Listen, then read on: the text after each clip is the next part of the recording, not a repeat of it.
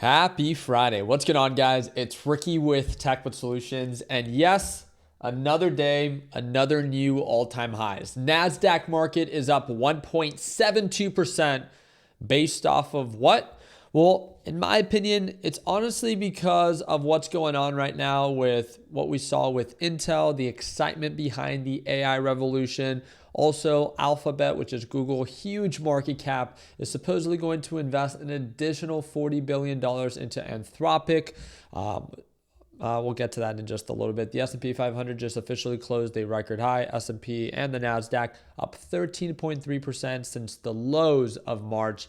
The S&P 500 has added $7.6 trillion in market cap value in 19 days. I want to remind you that's obviously because it lost a decent amount and then now it's gained it all back within a very short period of time. This is still one of the strongest rallies that we've seen without very much of a pullback, right? You guys let me know down in the comment section if you think that this is sustainable. The markets have celebrated the end of Iran war like 50 different times. And if this weekend there's a peace deal, markets will push up even higher. How many times are we going to celebrate the end of the Iran war? I guess we really want to give Trump the Nobel Peace Prize for ending the most wars of any president in history, but yet they're still on the edge of attacking one another. Nonetheless, again, that's a conversation for another time. Justice Department drops investigation into Federal Reserve Jerome Powell. Like we said when this was originally announced, it was just a witch hunt, right? Trump didn't like that. Jerome Powell wasn't willing to cut rates. Now it's kind of like a broken record. How are you going to cut rates with the idea that inflation is actually going up? Remember, I think a lot of people have it confused that it's not just Jerome Powell who dictates if the Federal Reserve raises or cuts interest rates or pauses. It's a committee, right? And this committee as a group votes. And yes, votes matter, but at the end of the day, it's still a committee. So the part that I also found to be pretty interesting is that if you guys have been paying attention to this, I talked about it yesterday, especially if you follow me on Instagram. If you don't follow me on Instagram, it's the third link in the description down below. But this is from Eric on X.com says, look how little time it took for the FBI and the DOJ to prosecute the soldier who bet on Venezuela. Remember, the amount of time when the DOJ and FBI tells you to be patient when it comes to every other prosecution. We have been screaming this over the past 10 years. Soldiers, yes. Politicians and bureaucrats, no.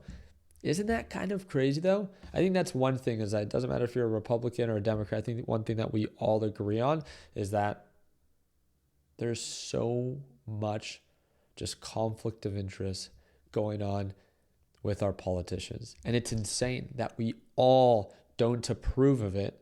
We don't want it. We want it removed, yet nothing will ever get done about it.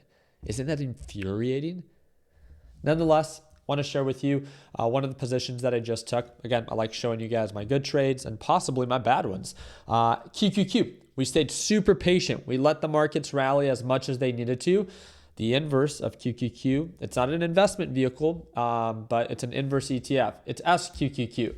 And just so you could see it here, SQQQ goes up 3 times whenever the NASDAQ market goes down. So if NASDAQ market drops 1%, this will go up 3%, but vice versa. If NASDAQ rallies, like today, 1.7%, if I'm not mistaken, right? That's where we're at. 1.75, SQQQ drops 5%.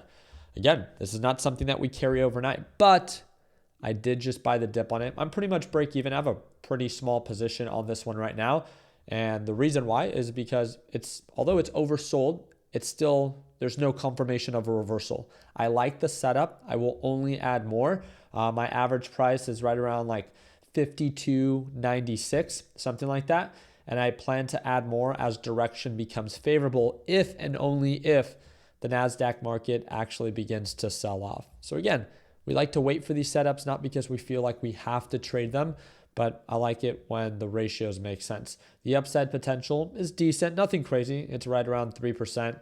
The downside is less than 1%. I really like that because if you look at QQQ, when we use the little trend line, the little tool here, it has a 4-to-1 ratio. My profit potential versus my upside risk when it comes down to shorting, 4-to-1 ratio, which I think is great. 3-to-1 is kind of my baseline. 4-to-1 is the one that's most important. So again, I announced this trade to my LPP team. They get to watch me trade live every day, and they get access to all of my updates. Now, again, you don't want to join LPP just to copy my trades, as again, every trade I take does not end up in the green. But if you're someone that's a beginner, if you feel lost with everything that's going on, I really do believe that by tuning on in to our daily live sessions every morning right at market open, it kind of does give you a better sense of direction. We've been preaching, staying patient, not over trading, and waiting. Think about this. It took, what, 3-4 hours for markets to get to this point, for me to finally take a trade? Patience. It takes time for setups to form. And I think that has been the biggest thing recently, is that everyone continues to complain, including myself. I'm not going to say that I'm any different about this market manipulation. Oh, it's all these tweets. But guess what? It's unfortunate, but it's the market that we currently kind of like need to partake in. So what do? We allow it to be irrational. We let it pump up. And when it pumps up, eventually it does end up correcting itself, especially as uncertainty tends to inject itself over the weekend. That's Trump's favorite time to escalate things, but have no fear. By Monday, before markets open, a peace deal will be here. And again, I voted for Trump, right? So a lot of people think that because I criticize Trump, that I'm a Democrat. Never have been and never will be, right? With that being said, I'm also not MAGA. I'm someone that is willing to criticize someone because I know that they're just human. Trump is not my God. I do not care for him.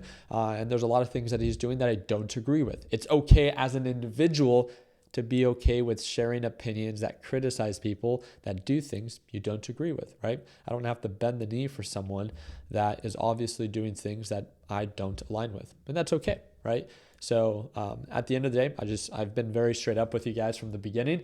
I like talking about the good. I like talking about the bad, but I think it's pretty pathetic that people get so offended or so triggered anytime you say anything negative. They always try to put you on the other side of the aisle. I don't know about you, but my political preference doesn't define me as a person. And I'm open, just like you can be, to criticize anyone that does anything that you don't agree with, right? And this and everything that it is that's going on, this market manipulation, the conflict of interest, the enriching themselves while they're in public office, that is something that I will never, never, never align with. And if you try to throw it under the rug because you're like, oh, but others do it, so he can do it too. Again, I think that you're just as pathetic as they are, right? With that being said, I'll do my part in keeping you guys up to date. All the good news, all the bad news. I don't care if it's pro or against the market. My biggest thing is to do my part in keeping beginners up to date with what news is impacting the market. The big focus as of right now is big tech is reporting earnings next week. There's a lot of excitement right now when it comes down to AI. Will Mag 7 stocks next week deliver? And if they do, markets can push up higher, believe it or not. But if they don't, then get ready for some nice retracements, especially at these elevated levels. On top of that, we'll listen out for a peace deal because supposedly something is supposed to be announced by Trump by Sunday. And that's just perfect timing because that's when overnight hour futures open. So I'll do my part in keeping you guys up to date. All you guys have to do is subscribe for updates. And again, I hope that if you're a beginner and you're getting into the space and you're looking for a better sense of direction on how to get started, our focus has always been working and looking out for beginners. When it comes down to risk management, when it comes down to focusing on trade criteria and focusing on quality trades and not over trading, that is our focus from day one. So if you're trying to be an aggressive trader that trades options, we are not for you.